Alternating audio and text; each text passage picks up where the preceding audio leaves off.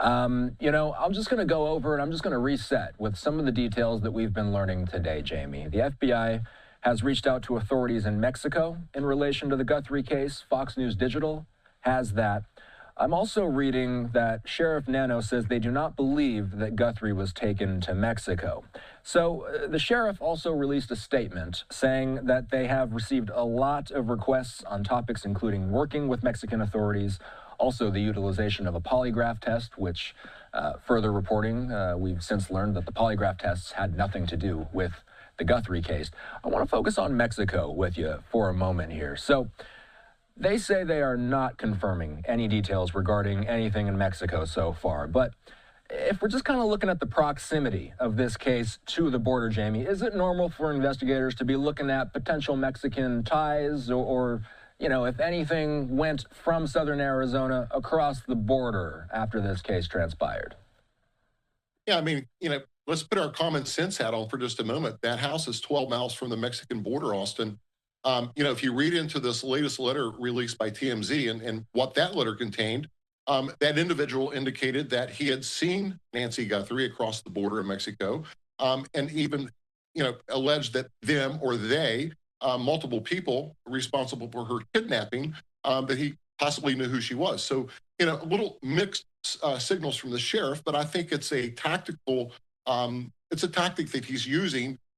Keep in mind, if you're in Mexico with Nancy Guthrie, you don't want the heat on you throughout the media. So he's, in my opinion, I think he may be downplaying it until they can verify if that letter is actually valid. So would it make sense for the FBI to actually put boots on the ground in Mexico for any reason? Yeah, I mean, FBI, I don't think they've made an official statement. We've heard rumors that they've certainly reached out to the Mexican government and the Mexican federales, if you will. Austin, I've got to tell you, been in the business for 30 years, I would suggest that we have maybe some special agents on the ground working with the Mexican authorities to try to maybe vet some of this information out. Especially, let's get the word out that Nancy Guthrie is missing from the United States, perhaps prompting more tips. Would they be looking for Nancy herself across the border or more likely a suspect? Depending what leads they may have, we just don't know what they are looking at, what they have in their quivers in terms of evidence or leads. We're forecasting, right? Potentially a lead has came in through the last demand letter that may have pinned down a location or an area. And certainly, I would want special agents there on the ground in Mexico working with our Mexican partners to try to cultivate maybe some witnesses, whether it's ear or eyewitnesses, perhaps to pin down a location or people that may be suspects. We've been getting in questions from viewers. Avery and Richfield sending this in. Have investigators ruled out any major theories, such as ransom motives versus personal targeting? Do we have any level of clarity on that, Jamie? We received that first ransom letter. I will point out, we haven't, they've not come out and qualified whether it's a legit ransom or not, right? That's how the case is purported to be. So we have to go here on the news as to what's being reported. But they certainly made an arrest in the second ransom letter. That turned out to be a hoax. We know that occurred out in California. Here's the odd part about it. We've not received any other information on additional ransom letters. We're hearing from a potential witness, but nothing ransom-wise. Savannah had came out on one of the videos that said, we're ready to pay, indicating that they had some communication potentially. But I think it's odd that we've not had any additional ransom letters released to the general public to even make a comment on that. As I've been kind of tracking this lately, Pima County Sheriff Chris Nanos said that the Guthrie case is far from being cold. The word cold case is kind of starting to get thrown around a little bit. He says it's not cold, as he says 400 investigators continue to work on thousands of tips and leads.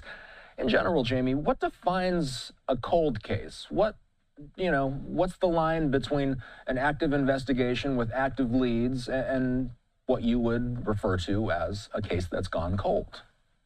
I mean, let's qualify that. We have certainly Fox Digital. We have Fox reporters on the ground that are doing outstanding reporting. So, there are newly facts being reported by the media that's being either leaked or released by the sheriff's office or the law enforcement officials. This is nowhere near a cold case. As long as they're getting credible or any tips in, they're going to follow up on every one of those tips to qualify that, Austin. We just learned recently they sent out special agents to gun stores to try to track down a list of 40 people that may have purchased this certain type of weapon. We know that just today, Walmart came out and announced they're assisting in that search for any items may have been purchased at Walmart. So we're a long ways from it being a cold case. Whether you're the sheriff has taken a lot of criticism, right? But you've got to support the sheriff in terms of he's going to continue the case. They're going to continue to investigate. And, he echoed that again today with 400 investigators on the ground. And Austin, I think that's a very conservative estimate. There's a lot more investigators that we're not hearing about. Let's say that something like a backpack was bought at a Walmart store. Let's say something like gloves were bought at a Walmart store or a jacket. Can a department store look through transactions that have been made, whether it's with a card or whether it's with cash, and can they line those types of items up and then perhaps surmise and look at security footage from around the time that items like that were purchased? Is that an avenue they can take? Absolutely, yes, and they are. FBI came out and identified that backpack and suggested it could have been purchased at a local Walmart. So inventory control from these retail stores would suggest they're going to know what was sold, when it was sold, and the brand name of any item sold. So, you're going to send special agents to that Walmart or the Walmarts in that area, and you're going to comb through hours of video footage. Keep in mind, Walmart is very good. They're almost as good as the TSA. They have video cameras and surveillance cameras everywhere in that store, and they're going to go and have to, it's painstaking. They're going to spend a lot of time looking at what item was purchased when, if it's in the queue. We know that it's all electronically digital, so everything's logged in terms of inventory. And they're going to go look at hours of video to try to see who was in line making a purchase of that item when it was purchased. All right, let's get to Jeff. Jeff with this question. He's in the capital of California. Don't you think that the FBI would keep any DNA matches a secret so that the bad guys don't head for the hills? Why would they give them the heads up and let them know that they know who they are, Jamie?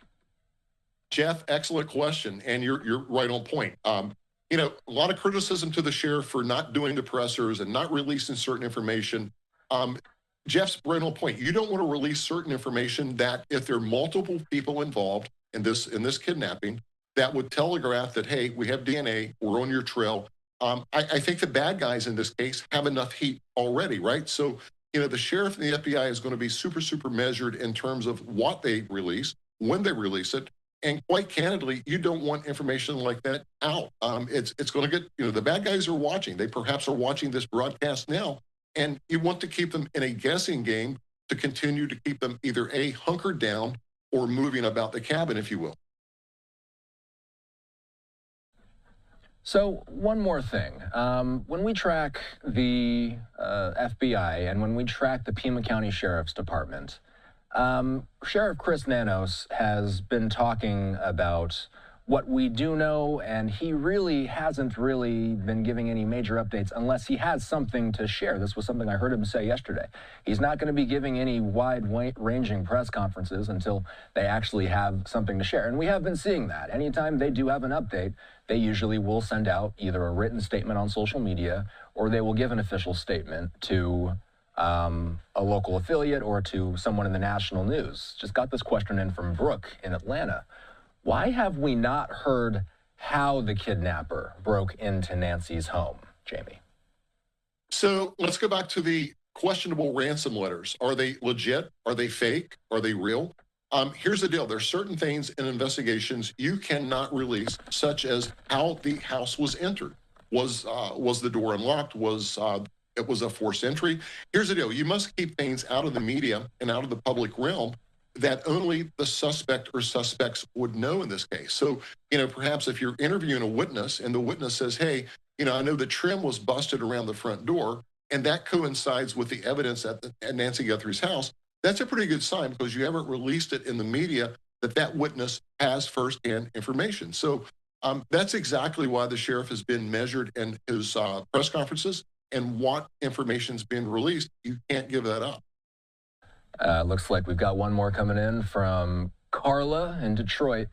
What tangible steps are investigators taking to ensure this investigation reaches a clear resolution, and what mechanisms exist to hold law enforcement or prosecutors accountable if the case remains open without charges or formal closure? I think news shows just like this that sort of puts the pressure on law enforcement. It continues to capture American, and let's not forget, it's America's grandmother that's missing, right? So everyone's captivated. We're on the edge of our seat. So in terms of credibility from the sheriff, he's got to make the public happy, but he's going to do it on his terms. Number two, in terms of what they're doing, we're seeing it play out every single day. We've seen the searches. Just recently, we saw a statement released by the sheriff where they located 16 different pairs of gloves, one of suspicion, right? So that was sent to the Florida lab. We reported on that here. And the neighborhood canvas, we haven't really heard a lot about that, but just imagine you have a group of agents and deputies and investigators going door to door, looking at ring door video, interviewing witnesses. Did they hear or see anything? So we've seen that play out. But more importantly, the recent information on the Walmart potential connection and what they're doing with Walmart to try to identify the purchaser of that backpack. In your experience, working on a high-profile case like this, there's been, as you've alluded to, intense interest in this case from a national and an international perspective. We were talking with TMZ earlier today, and their executive producer, Michael Babcock, was talking about the idea that eventually these types of things, sadly, they do lose steam. Is there going to come a point where the media starts to pull crews away from Tucson, Arizona, and will, if eventually there is less attention on this case, if there aren't any major updates coming, if the media starts to pull back and we start to see less coverage of this, can that in some way change the investigation, hinder the investigation? Could it help the investigation with less media prying? Also, let me tell you firsthand, those investigators, they're on the ground, boots on the ground, working this case 18, 20 hours a day. If the American people lose interest or give up on this case, I can assure you the agents of the FBI, the Pima County Sheriff's Office will not lose interest in the case. They're going to work this case until every stone is unturned. They're going to work the case until every lead is followed up. So, in short, to answer your question, no. We hear a lot of these cases in the media, in the news cycle, right? They're cold cases that have went cold, Austin, because there are no new tips, no new leads. So, you're not filing those away forever. You're filing them away until you hear additional information, leads, or tips that would reopen that case.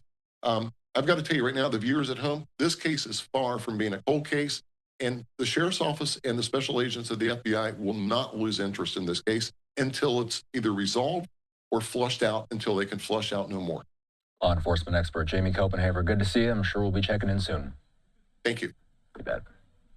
All right, so as we were kind of just looking at the shot there, it looked to me like that might have been a law enforcement officer, perhaps going through the area. It's not uncommon for us to see a law enforcement presence at the Guthrie home.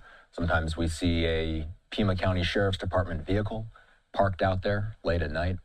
The time in Arizona just past 6:45. Moving over to the nation's capital, a live look at 1600 Pennsylvania Avenue. The president in D.C. tonight, our understanding is he'll be heading down south tomorrow. We'll discuss a little more when we return.